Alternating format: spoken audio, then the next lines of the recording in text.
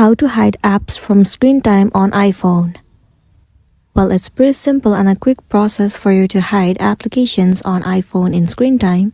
So without any further delay, let's jump right into the video. First thing first, head over to the settings of a device.